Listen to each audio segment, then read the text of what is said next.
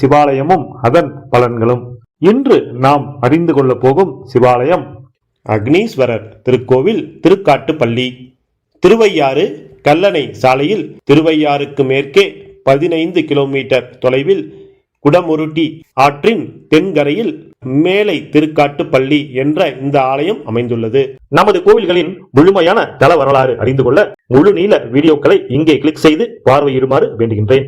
இறைவர் திருப்பெயர் அக்னீஸ்வரர் அல்லது தீயாடி அப்பர். இறைவியார் திருப்பெயர் சௌந்தர நாயகி அல்லது அழகம்மை.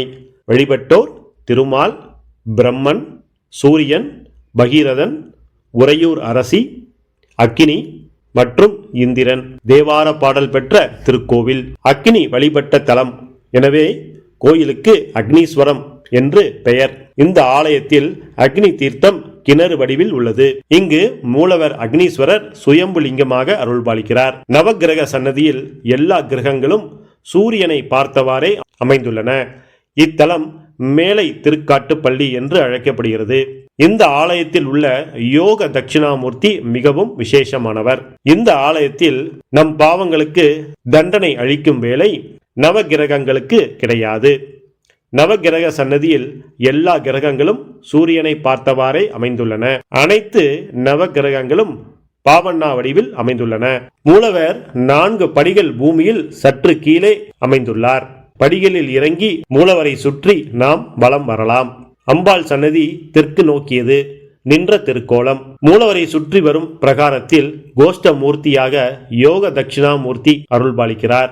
இவர் குரங்காசனத்தில் அமர்ந்து 2 திருக்கரங்களுடன் கழுத்தில் மகரகண்டி ருத்திராட்சம் அணிந்து திருச்சடையில் சூரியன் சந்திரன் அணிந்து யோக தட்சிணாமூர்த்தியாக காட்சி தருகிறார்.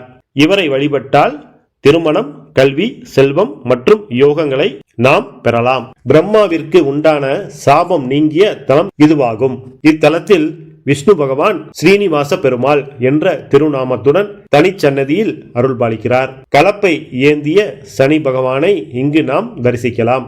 இங்குள்ள சனி பகவான் உழைப்பின் பெருமையை நமக்கு உணர்த்தும் வகையில் கலப்பை ஏந்திய நிலையில் அருள்பாலிக்கிறார். இவரை தரிசித்தால் நமக்கு சிறந்த பலன்கள் கிடைக்கும். திருமண தடை நீங்கவும், கல்வியில் சிறந்து விளங்கவும், செல்வச் செழிப்புடன் திகழவும் இத்தல ஈசனிடம் பிரார்த்தனை செய்யலாம். இந்த ஆலயத்தில் அமைந்துள்ள அக்னி தீர்த்தத்தில் நீராடி வழிபட்டால் நமக்கு எல்லா விதமான பலன்களும் கிடைக்கும். நமது ஈசனை தேடி யூடியூப் சேனலை நீங்க இன்னும் சப்ஸ்கிரைப் பண்ணலைன்னா இப்ப பண்ணிக்கலாம். நன்றி. திருச்சிற்றம்பலம்.